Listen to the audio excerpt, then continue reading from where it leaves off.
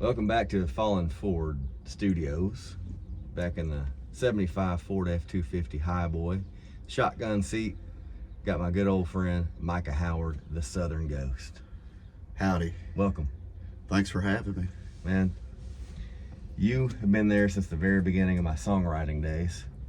And we've become close friends ever since, man, and like brothers. And I'm happy to see where you're heading, man, with your music. And let's talk about it. We're also gonna smoke a little cigar while we talk. Yeah, I got this one, a Fuente. Fuente. I want to show the labels don't really show up that well, like close up. There we go. Fuente. A Fuente. I'm gonna be smoking this Macanudo. This is. See that? There we go. It's kind of a lighter wrapper. I usually favor the darker ones, but this one I'm gonna switch it up just for a variety. I'm gonna do a V cut on this thing. Oh, you fancy, huh? Do a V cut. I heard the V cut is a little bit. The advantage of a V cut is sometimes you get a little bit more surface area, like a deeper. I can see that. It helps with the draw. Science. But I've also had to reconsider and do a straight cut if this thing doesn't draw well. Yeah. But it does. But so where are you living at now? East Tennessee. I've always been kind of a rambler. When we met, I was in Nashville, but traffic got too bad there, so moved to East Tennessee. Started doing some fly fishing guiding while I was doing the music thing, and kind of got in the Kentucky scene just a touch. And How did you get into fly fishing? my dad, it's just something he was into, and he taught my brother. My brother really took it and ran. He was a guide out in Colorado for a bit, and then I just followed in suit, and it just fell naturally. Became a guide. It's a good way to make a little extra living. Yeah. You kind of like gravitate towards the woods and anything outdoors. I've always been like that since I've known you. Yeah. It's provides a bit of it's my therapy in a way. I know a lot it's that way for a lot of people too, but when I got out of the Marine Corps, things were weird for me. Didn't know what I wanted to do, and I just got in the mountains. I actually lived in Tellico out of the back of my truck for like 2 months. That was the good old days now. Was that kind of recharging your batteries kind of? Yeah, that's exactly what it was doing. And music also kind of helped me dissect that. It's windy today. It's very windy. Nice and warm. A warm front moved in. It's probably, 65 outside right now? Yeah, it feels like freaking Florida. Yeah, but with Chicago winds. Could be flying a kite today if you want to. You have to hang on tight though. Yeah. So when you're out in the woods and you're in the Tellico region, you got a lot of songwriting material off that time, because a lot of your stuff has those references. Yeah. Well, just like little things like the rhododendron, it's kind of like Marcus Aurelius talks about, like you learn a lot about life by seeing things in their natural state. Trees, birds, deer, animals, all fish, all of it. They all have something to teach you, and I don't know, being a songwriter, I try to just almost hear what that's trying to tell me and put it into songs so humans can understand it as well without necessarily going there if they don't want to. It's a beautiful thing when that happens, because you can seek that out and it doesn't always whisper what you need to hear at the time, unless you're in the right place at the right time. And some of those things, man, I used to do a lot of solo camping at Red River Gorge, and just like take a couple days and get out there, and whether it was an inspiration then or later on, it was an inspiration regardless. But sometimes and you probably do this too, you'll pick up on those memories, and those will inspire you. Yeah. Oh yeah, exactly. Well, what really pushed me there, when I was living in Nashville, anytime I didn't have something going on, that's what brought me to Tellico Plains and the South Cherokee National Forest. Was It's like Merle Haggard's song, "Getting tired of this dirty old the Montana." Yeah. Wish I was, and that's how it feels. Because in Nashville, it's dirty sidewalks, traffic, beeping horns, exhaust, everybody trying to get ahead. Yep. And that all stops. You get away from it. You know, the mountains aren't too far from Nashville. You get up in there, and there's massive amounts of public land that you can just roam, and it just melts away. So it's life-saving in a way if you really get down to the nuts and bolts of it. Yeah. We as human beings need that, man. Yeah. We don't get enough of that. It shows. Yeah. And I don't do enough of that anymore, man. I really do need to get back in the woods. We talked about going fishing together at some point. We still haven't done that. Yeah. I was going to say today, but it's a little windy. It's probably, especially fly fishing, it'd probably be hard to land it in the water. Yeah.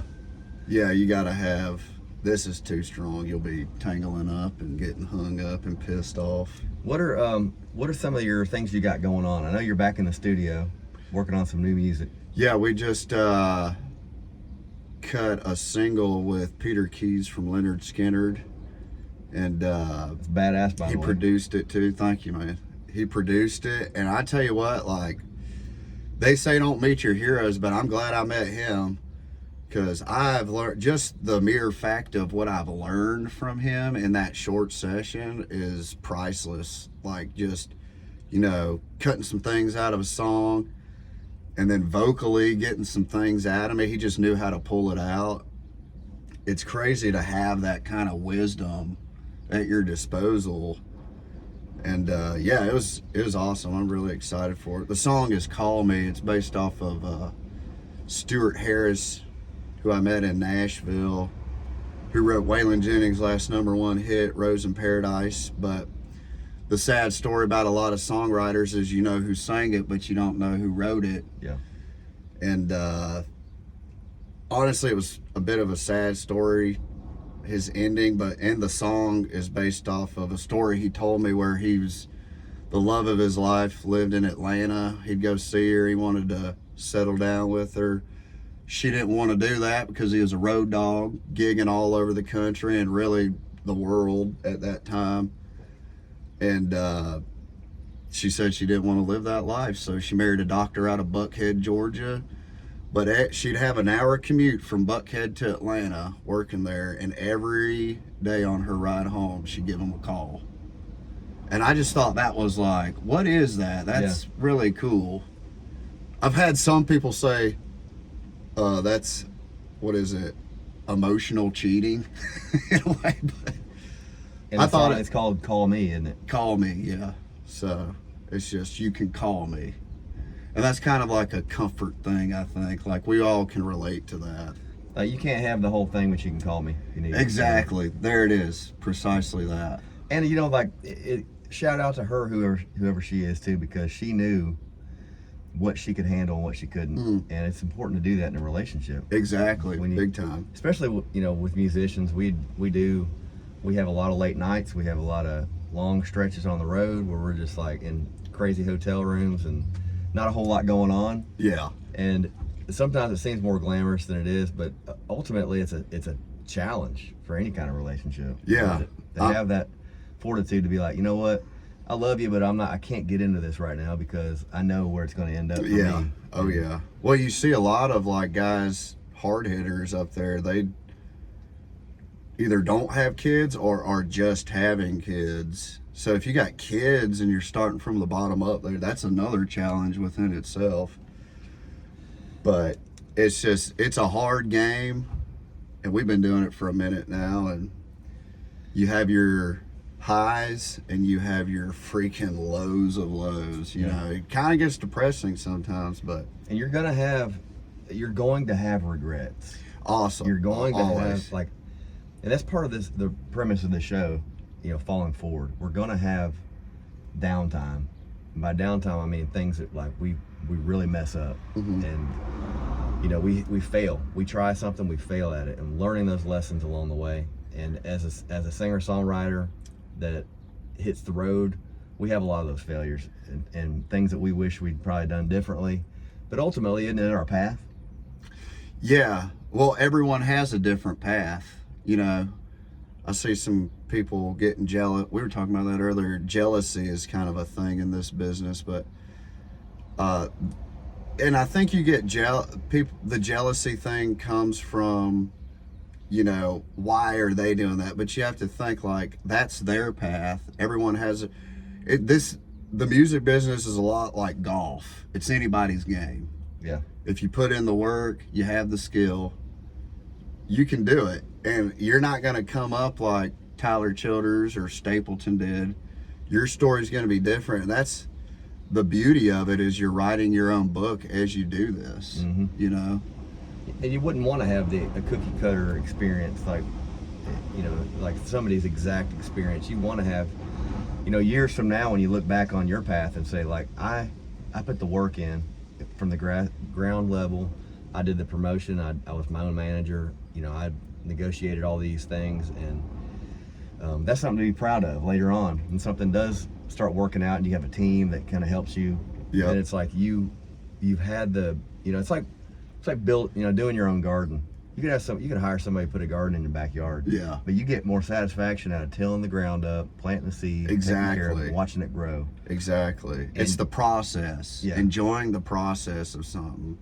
Even if you're broke in the process, even if nobody's giving you the time of day in the process, enjoy that process, because you lose that dopamine hit once you conquer something. Yeah. You know what I mean? It's like while you're working the process, you have hope and you have this vision. But it seems like a lot of people, when they get there and they got that million people stage and they done and did that, it's like they kind of spiral down. So it's kind of a weird thing. I really don't want to be super successful because I'm so in love with the process. And I think that might be to my demise sometimes, but Yeah. you know. It's like that, you know, like let's say you would decide to go out day drinking or something like that, and you tie one on, and you start getting that little buzz creeping in. It feels good. Yeah. Then later on, you're completely trashed. And you're like, man, wish I would have taken more time to enjoy the day instead of like getting, you know. But it's that process. It's that journey. You get to the top of the peak of whatever you're trying to accomplish. Then it's like, man, Yeah. I should have done this. I should have done that. Yeah. And you know, I would imagine there's people out there with Grammys on their shelf being like, man, I haven't had a Grammy in 10 years. Like, Yeah. what am I doing? Yeah. Am I a failure? Well, Jamie Johnson, it looks like he just had a little bit of that, because he went away for a bit. And now he's back, and watched a few interviews with him, and he's talking about. He basically said like he needed a break, but then he just got the itch more than it was when he was in pursuit of getting where he's at. So maybe, you know, you get there, just take a second to recharge and find keep on going. Yeah, and it's okay to switch gears too. You know, you can't drive a vehicle around in fourth gear all the time. This has 4 gears, this truck, and the max speed I get up to about 60 miles an hour, 65 on the interstate. It's geared really low. Yeah. If I spend all the time in 4th gear, it's gonna, you know, it's like gonna overheat the engine eventually. What year is this? It's a 75. Yeah. So it's good to, depending on where you are in your career, it's okay to shift gears. Take a different road. Yeah. Slow it down a little bit. Yep. Oh, Get that's off, real take a good. break. That should be a freaking song right there. Man, that's what we do though. We should write that. That is a good one. Y'all heard it right here. Shifting gears. Take it slow. It's okay to pull off the road sometimes, and it's actually, that's one reason if you see somebody just like burn out on their whatever they're doing, whatever they want to do with their life, they just have a burnout. It's because they haven't taken the time to slow it down and take the break when you need it. And it's better for the long haul if you can take a piece here and there. Yeah. It's a challenge too when you're a go-getter, when you have a drive and it's not getting there as fast as you want. But it's also the art part of it is you need to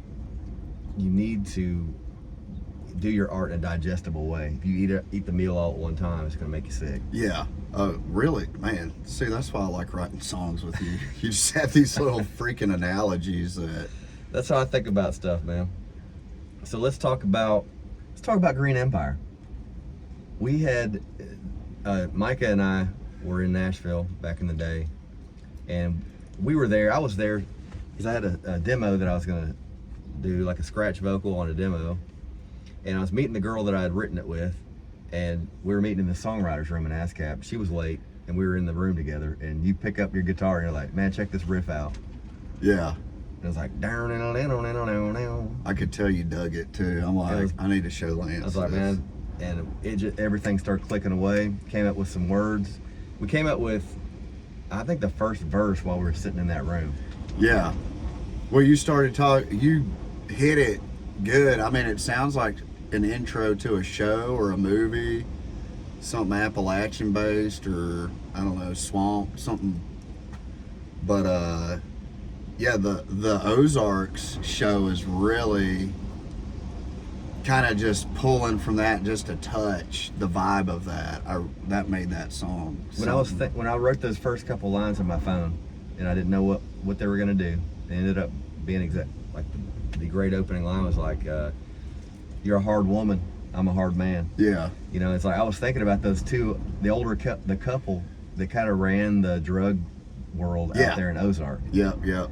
And because they got sucked into, like, you know, the cartel working for them, and they had to harden up quick. Yeah.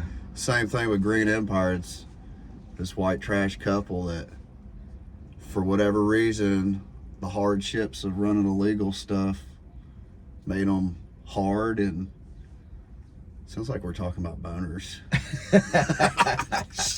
And then she, you know, in the song, you realize that she's been sleeping around on him. Yeah. And he knows it, and he's like, it's one of these situations where he can't really handle it the way he wants to because it would cause the whole empire to crumble. Yeah, yeah, exactly. And I'm like, there's so many ways to read things into songs, and I hesitate to tell too many details about why we were, you know, what's going around about that song, the influences, but you know, it's like, it's one of those songs that people request. Always. And it's like, and they stop and they listen. Like, it's a talker stopper. That's what I look for when I'm playing live, is like, what song can I pull out of my hat that's gonna get you looking here? Yeah. Because I like people to talk. I unless it's like a listening room, I like people talking, and because they work all week, they want to blow off some steam. They want to hang out with their friends. They want to catch up. So if you're talking, that's fine. I don't get. But I know if you're trying to do that, and I do something that gets your attention, it's a good one. Yeah. It's an attractive song, man, to a lot of people. You know, that opening riff, man, that you came up with was just like the perfect one for it. And you know, I'm looking forward to, if you're watching the show, make sure you follow everything that Micah Howard, aka the Southern Ghost, is doing. He's releasing Green Empire. It's got a different sound than the one that I put out, and it's a kind of more slowed down. It's more swampy. Yeah. Because I'm from South Carolina. Yours added that kind of like more traditional, and I'd say a little bit of bluegrassiness to it, because Kentuckian, it just falls out of you. Yeah, it's like, and that's the cool thing about this song too, is that you can play it different ways. If you have connections to Netflix, or you know how to like do the sync licensing and all that kind of thing, think about Green Empire for one of your songs on the show, because on maybe a series you're creating, because I think in my soul, man, eventually it's going to do something like that. I think it will. I think if the right person gets a hold of it, because that's what everybody says, that needs to be in a show. And I even tested. I kind of lied to a crowd one time, like, this song's going to be in Yellowstone. They're like, oh, it should be. After I got done, they're like, it should be. I'm like, that's what I've been saying. Well, it's funny because I did Radio West Virginia. I did a bunch of those videos back in the day before Oliver Anthony blew it up, you know, and had some videos on there, and one of them was Green Empire, and I sang it. It got really dark too late because we had some technical issues, and it got dark. So that video, like, it didn't turn out. It looks different than all the other videos they did, but Anyway, I sang that song, and then the tagline in it was like, "Do you think this song should be in Yellowstone or 1883?" Oh yeah. And that's how they promoted it. So I'm like, yes, it should be. Yeah. And maybe one of these days, but I think it'll happen. If it does, it does. If it doesn't, then we got more songs. Absolutely, man. And that's I've got some. We got some more bangers in us that we could write together, man. Yeah, definitely. But I love the process of writing. When you're sitting down at home or out in the woods or in your truck, and you get an inspiration for a song, what is that process from the very spark of the information that you got downloaded in your mind? And then I have a list I've been keeping since before we met. So kind of when I got back into this 2017, it's been on every phone I've transferred, and it's just song ideas. So having the memory of a goldfish as I do, when it hits me, I have to jot it down. And some of them in there are you can tell I was fucked up when I put that, when I had that idea. But that's the old saying, write drunk, edit sober. I like that. Yeah. So yeah, that's what I do. If I'm out on the river, I'll be in my truck going to a gig or traveling somewhere, and it's just it's almost like a divine intervention of an idea. You get, and you've probably had it just comes to you, and you're like, oh shit, yeah, write that down. And then when I actually sit down with pen and paper, and I'm like, all right, I need to crank a song out. What do I have? Look through that list. I'm like, oh yeah, I remember that. Yeah. What the fuck was I thinking when I said type this? And it may not even be exactly the same idea, but I'll get the gist of my drunk person who I was when I wrote it. And then that'll transfer to some good songs sometimes. Do you ever do any audio? Instead of writing it down, you just do a voice memo? Yeah, I can't do that without the guitar. I know Stapleton, he's talked about, he does that. He'll write a song, thinking it in his head while his wife's sleeping in the back. I can't do that. I have the idea, and then I find the melody on the guitar that makes me feel that. Or sometimes I'll just have my list of ideas.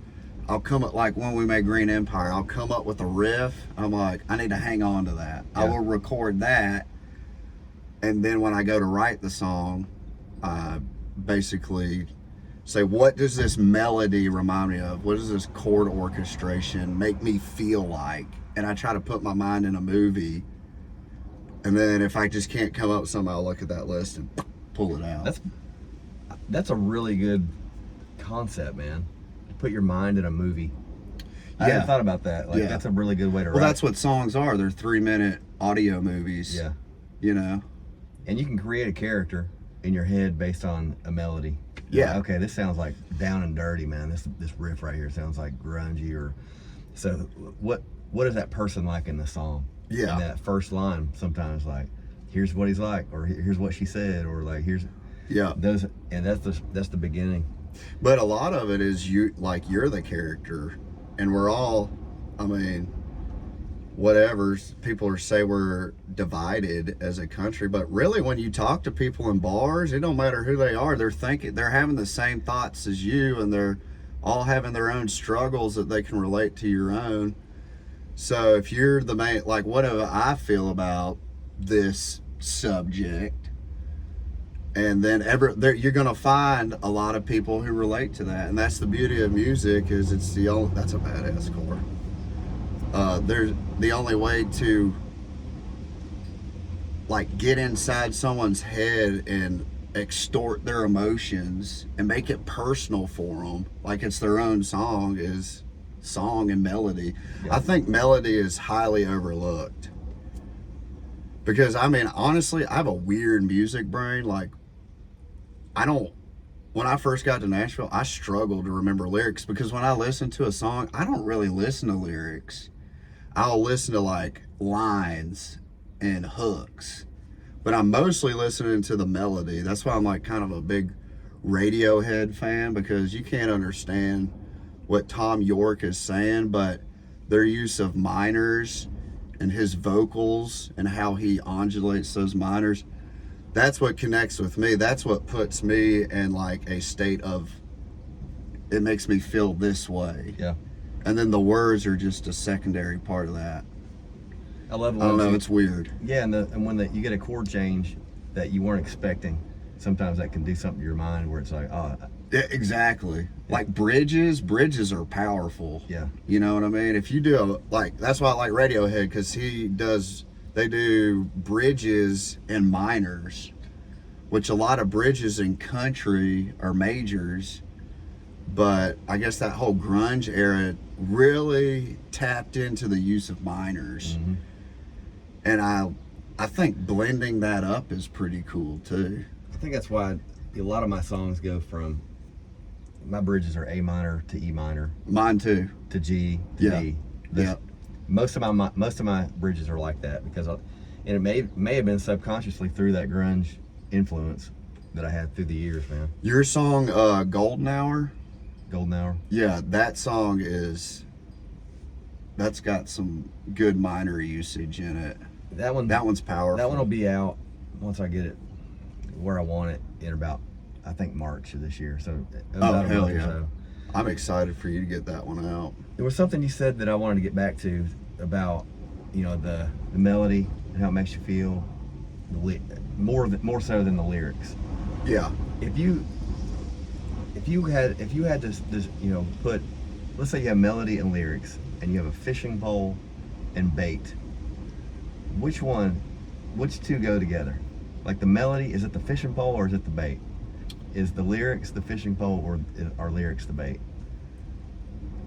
I don't know. That's kind of it's got some variance. Because both are important in fishing. I don't know if there's a right answer. Right, to that. both are important in fishing. You have like a huge fishing pole. Well, think of it this way, like take lyrics, think of a Hank Jr. song, take the melody away, take the music itself and the instruments away, it's poetry. Yeah.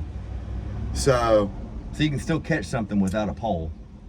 Yeah, so you could. But you could improvise. But you have to have the bait. Yeah, you could have the bait. Yeah.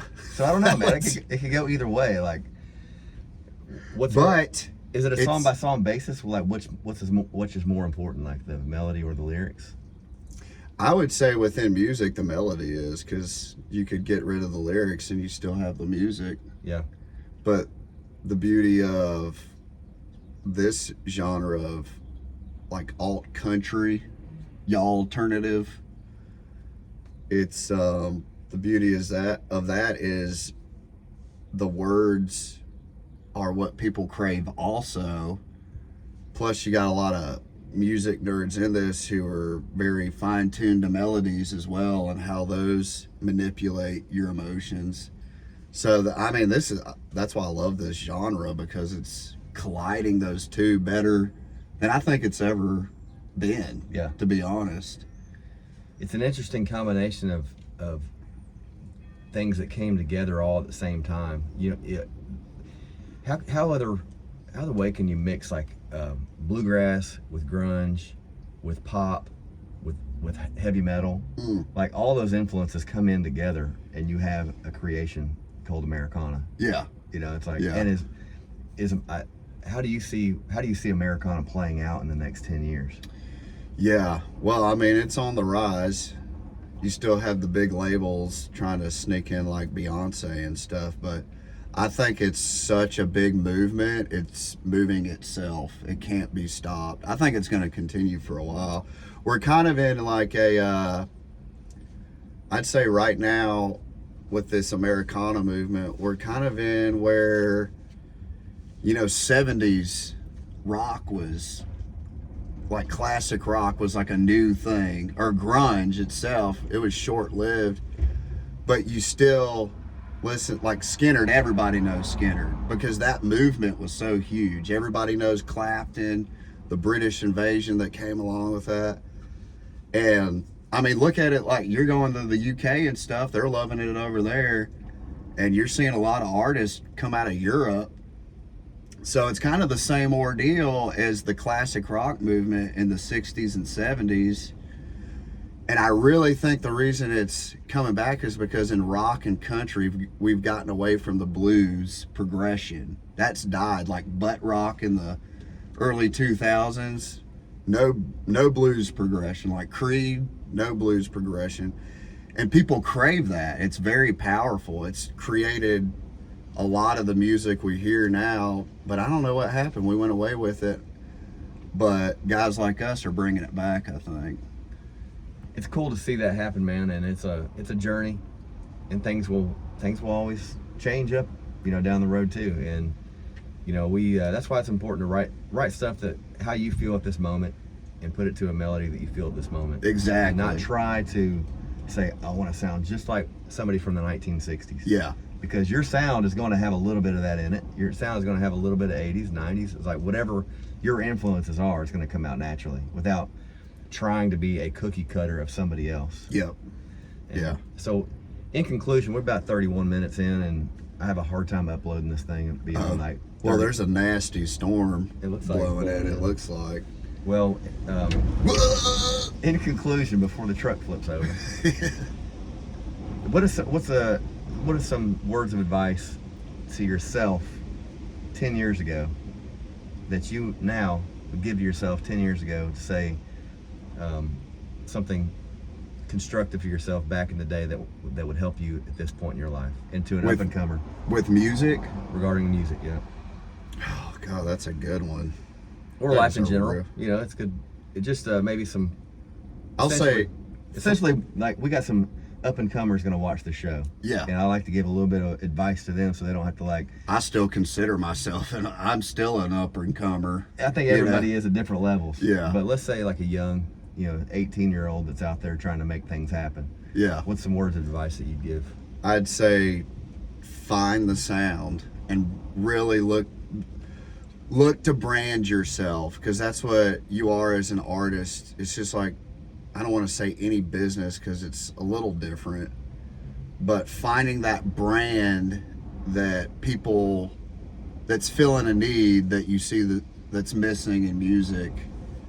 That's why I like the Southern Ghost, that whole coinage I've been pushing, is because that's like the vibe I want to present, like the older sound with a little bit of newer stuff. But it's just like food, mix it. Nothing's right in music, it's all taste. So just because you produce something that it may be completely different and off the wall, your song, but it's taste. Someone out there is going to connect with it, and if you just stay at it, and it's 10,000 hours, put in the work. I wish I could tell myself that, because I feel like when I first got into it, I'm like, here I am, I'm in Nashville, I'm doing it. Right. But it's like, I didn't know shit. And I wish that I had just kind of more knuckled down and got the gun time on the guitar and pen to paper and just got the hours in, instead of trying to just get the gigs and get the album out and stuff. Mm-hmm. Really nail it down to the point where I feel like I'm mastering it, and that comes with patience. So yeah, basically have patience, put in the work, and nail it now. It'd be like jumping into a river without knowing how to swim enough. Like exactly. You can drown pretty easy, but yeah, like, build up the skills first.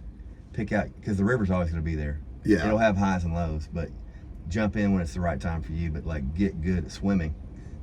So get good at your craft is what you're saying. Yeah. Before you start like nose diving into the deep end. Yeah, because I mean, I'm learning stuff now. Like I said, working with Peter Keys and watching how he produces. It's like an accelerated education program, and it's changing the way I wrote last month. Mm-hmm. So always refining, and then putting stuff out when you're ready for that, which is hard because you got to put stuff out to keep people engaged and stay on the map a little bit to some capacity. But at the same time, you need to make sure what you're putting out is worth putting out. Yeah. Well, you're putting out some great stuff, man. I can't wait to hear the new stuff. Thanks, And man. Make sure follow Micah Howard, the Southern Ghost, on all social media platforms. He's on Spotify, so make sure you get on there and hit that follow button, because it does make a difference in booking and all that kind of thing. Plus, it adds some really good music to your playlist and things like that. So, Tiki Talk too. I've been doing TikTok. Tiki Talk lives. You've been doing some lives and making some money on that too, man. Like it all adds up a little bit here and Yeah, there. I mean, I thought it was just for kids dancing in the street when it first, but then somebody was saying like, yeah, you make money off this thing, and it's free marketing sometimes. Yeah. So every live show I'm doing a TikTok live with it, because I think that's cool. That's a good People that idea. can't come, want to stay home for the night, they can still catch it. Yeah, you're in another state and they want to see what you're doing. Exactly. But keep it up, man. You're doing great. You got some big things happening, and I'm proud to see you, man. I'm proud to be your friend. Love you, man. You're my Love you too, brother. man. Always. And make sure you subscribe to this and like it, and share it with your friends. Make a comment. Cigars you want to see. We didn't even talk about the cigar. This is a good one. It's blowing smoke all over the place, but they're supposed to. Smoke good cigars, drink good bourbon. Have some good friends in your life. Damn and right. make good music. Listen to good music. Hell yeah. Falling forward. See ya.